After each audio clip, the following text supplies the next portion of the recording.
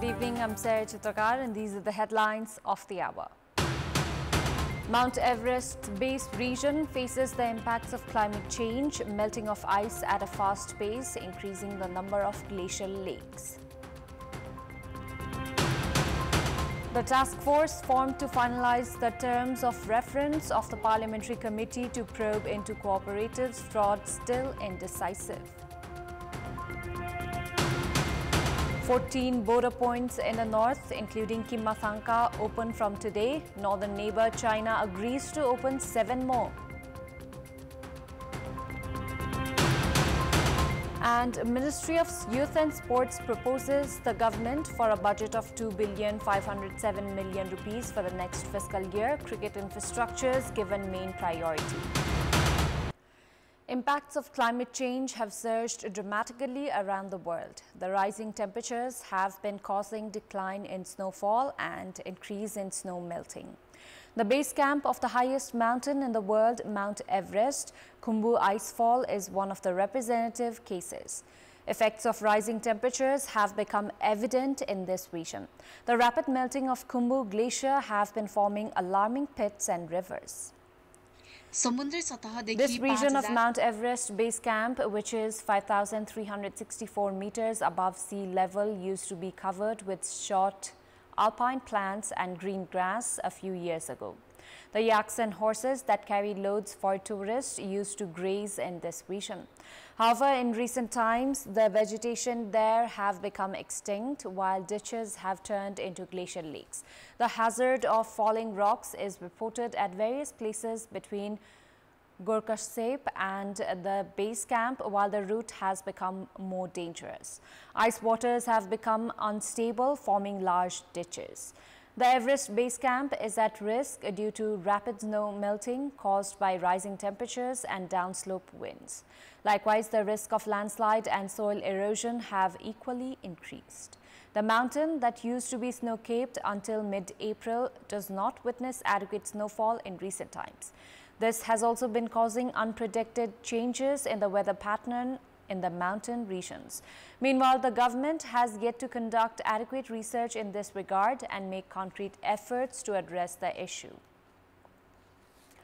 Thousands have reached mountainous district of Dolpa for collecting caterpillar fungus, locally known as Yarsha Gumba. They include locals from Rukum, Jajarkot, Salyan, Jumla, among other places across the country. According to Shefoksundo National Park Conservation Officer Bishwa Babu Shrestha, the number of people heading for the collection is double compared to previous years. Based on the records till 24th of May, over 7,000 have reached the National Park Conservation Area for the same. Although accurate data is yet to be collected, Ranger of Forest Office Dolpa Gagan Mahatara has said more than 10,000 have been collecting the highly prized fungus from various community forests in the district, and many more are reaching every day. The age of the collectors range from children to senior citizens. Collectors usually take a reserved vehicle and then head to Dolpa's Patan for Yarsha Gumba. Those from within the district have to pay 2,000 rupees each for entry, while those from outside the district pay 3,000 rupees. Locals from around the park region have to pay 500 rupees each. Ruling parties and the main opposition, Nepali Congress, could not reach a consensus today as well on the terms of reference of the Parliamentary Committee to probe into the cooperatives fraud case. The task force has not been able to decide on a few terms, including whether to mention Home Minister Rabi Lamishani's name. Earlier in the meeting of the task force held in Singhadarbar, leaders from the ruling and opposition side had discussed on the drafts for the TOR. However, a decision could not be reached. The task force will now meet tomorrow for the same. The ruling parties have proposed for investigation on 6 troubled cooperatives and those who mishandled the public's money, but has proposed to not mention the Home Minister's name.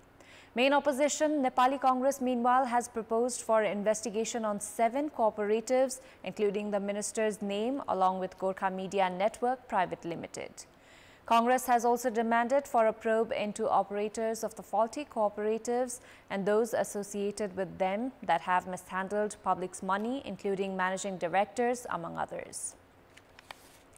Former President Rambaran Yadav has alleged the government of violating the constitution and the rule of law by arresting the chairperson of Kantipur Media Group, Kailash Siroia. Inaugurating the 17th General Assembly and 12th Convention of Federation of Nepali Journalists Kaske today, the former president expressed reservations over Siroia's arrest. गभर्नमेन्टले जुन प्रकारले समातेको छ त्यो विधिको शासन अनुसार त्यो काम होइन अहिलेको संविधान अनुसार त्यसलाई एउटा चिठी पत्र काटेर नागरिकसँग कहीँ भुल भएछ भनेर त्यो चाहे सिडिओ अफिसबाट केही भुल भएछ भनेर सिडिओ अफिसले एउटा पत्र काटिदिन्थ्यो तपाईँ यति गते हाजिर हुनुहोस् र त्यो दिन त्यसलाई सच्याइदिन्थ्यो. Former President Yadav also said those in the government had a trend of flouting the state constitution. Asia News Network has sent a letter to Prime Minister Pushpa Kamal Dahal expressing concerns over the arrest of Kantipur Media Group's chairperson Kailash Siroia. The network has termed the government move state's attempt to intimidate the media.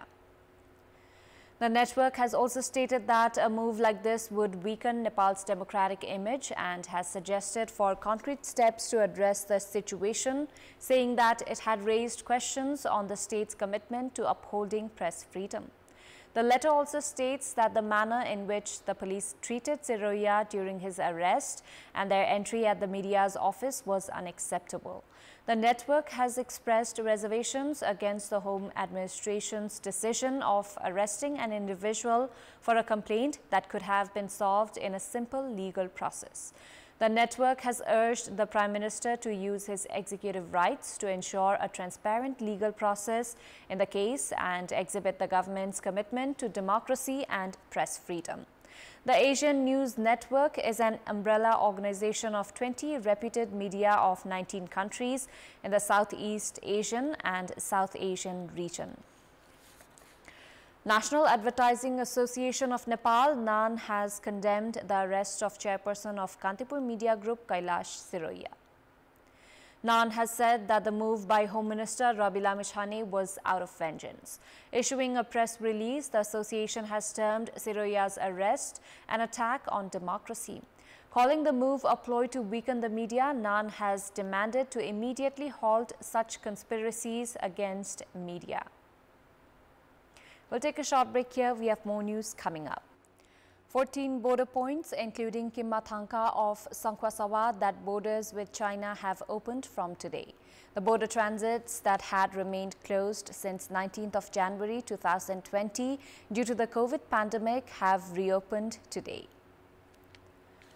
Minister for Foreign Affairs Narankaji Shrestha reached China's autonomous region of Tibet through Kimmathanka border transit, and along with Vice Chairperson of the region, Silang Nima, announced of the reopening of the 14 border transits. Speaking to reporters at Tumlingtar Airport upon his return from Kimmathanka, he said that the borders have been reopened through bilateral talks and agreements between top leaders of both the countries.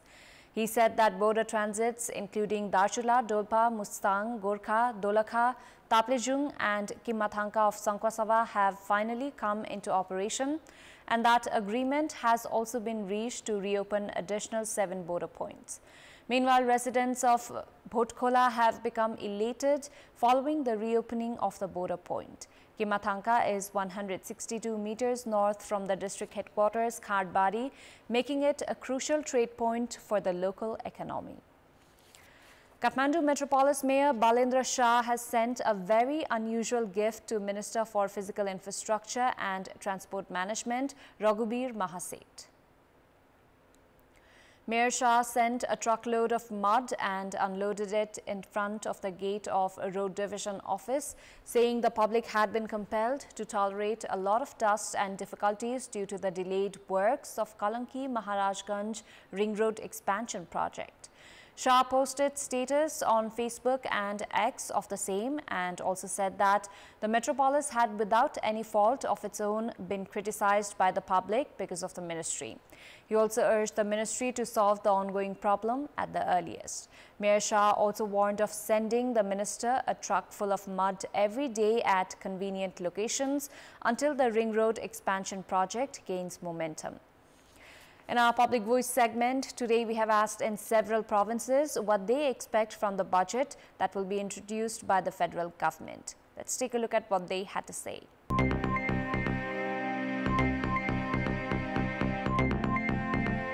विदेश पलायन भएकोलाई रोक्न सक्ने किसिमको budget आओस्। कुलो नालो गाउँबाट पानी बोकेर टोकाले बोकेर घरसम्म ल्याउने त्यहाँ पनि त्यसको लागि पनि संघीय बजेटहरू छुट्याइदिने प्राविधिक शिक्षा दिएर विदेश जाने वातावरण पनि बन्द होस्। बिरामी भएर टाढा टाढा अस्पताल जानु नपरोस्, गाउँघरमा चाहिँ उहाँहरूले चाहिँ अस्पताल बनाइदिनुहोस्। रोजगार उत्पादन हुने खाले उत्पादनमूलक कार्यक्रमहरू बजेटमा समावेश गर्नुपर्छ। महिला र बालबालिकाहरूको लागि चाहिँ हक हितको लागि चाहिँ संघीय सरकारले त्यही अनुसारको बजेट ल्याउन जरुरी देख्छ। बजेटको अभावमै राष्ट्रिय गौरवका आयोजनाहरू चाहिँ कमजोर गतिमा सुस्त गतिमा अगाडि बढिरहेछन् भन्ने समाचारहरू आइरहेछ र अब आउने बजेटले चाहिँ यसलाई द्रुत गतिमा चाहिँ अगाडि बढाउँछ भन्ने मेरो अपेक्षा छ। घरेलु उद्योगलाई पनि प्राथमिकता दिए हुन्थ्यो। स्वास्थ्य, शिक्षा, खानेपानीमा त्यसमा लगानी भयो भने धेरै राम्रो हुन्थ्यो।